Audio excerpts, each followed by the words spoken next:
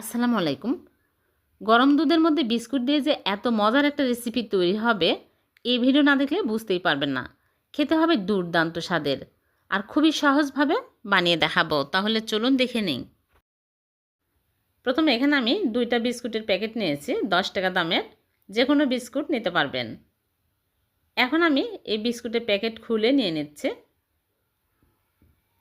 2 packet দিয়েই কিন্তু অনেকগুলো হবে। আপনারা চাইলে আর কমও নিতে পারেন, আবার চাইলে বেশিও নিতে পারেন।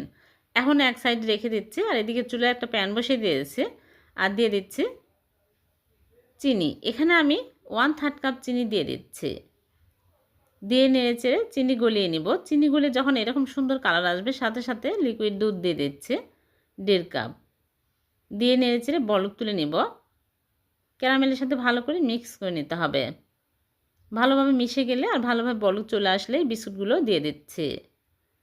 বিস্কুটগুলো দিয়ে আমি ভালো করে নেড়েচেড়ে নিব।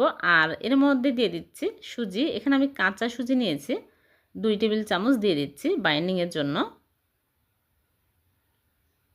দিয়ে ভালো করে নেড়েচেড়ে ঘন টাইট করে নিতে হবে।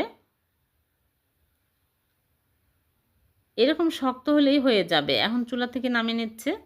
চুলা থেকে নামিয়ে একটা প্লেটে ঢেলে নেব, নিয়ে ঠান্ডা করে নেব। ঠান্ডা হয়ে গেলে হাতে ঘি লাগিয়ে নিয়ে ভালো করে মথে নেব।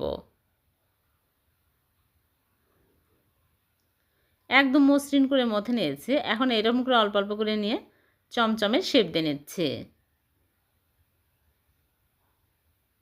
হঠাৎ মিষ্টি খেতে মন চাইলে বিস্কুট দিয়ে এরকম করে মিষ্টি বানিয়ে খেতে পারবেন। খুবই টেস্টি হয় এই মিষ্টিগুলো। সবগুলো বানানো হয়ে গেছে। এখন এগুলো আমি এক সাইডে রেখে দিব। দিয়ে চুলায় একটা প্যান বসিয়ে দিয়ে দিচ্ছি চিনি 1 কাপ, পানি দিয়ে দিচ্ছি 2 কাপ। 2টা এলাচ দিয়ে আমি জাল করে বলক তুলে নিব। চিনি গলে যখন ভালোভাবে বলক চলে আসবে, তখন এর মধ্যে মিষ্টিগুলো দিতে হবে। মিষ্টিগুলো দিয়ে আমি ঢেকে 3 মিনিট জাল করব। বেশি জাল করার প্রয়োজন নাই, যেহেতু বিস্কুটের মিষ্টি গলে যেতে পারে।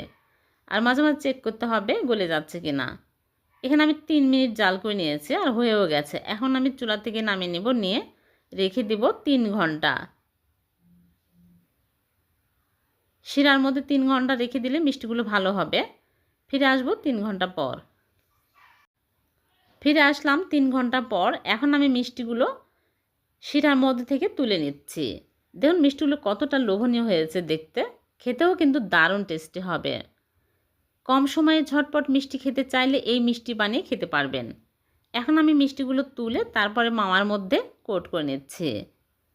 মাওয়াতে কোট করলে আরও বেশি টেস্টি হবে আর দোকানের মতো লুক আসবে। সবগুলো কোট করে নিলাম। হয়ে গেল বিস্কুট দিয়ে চমচম মিষ্টি। দেখলেন তো কত সহজে হয়ে গেল ইনস্ট্যান্ট চমচম মিষ্টি। এই মিষ্টি খেতে কিন্তু দারুণ টেস্টি হয়। ভালো লাগলে লাইক, কমেন্ট, শেয়ার করবেন।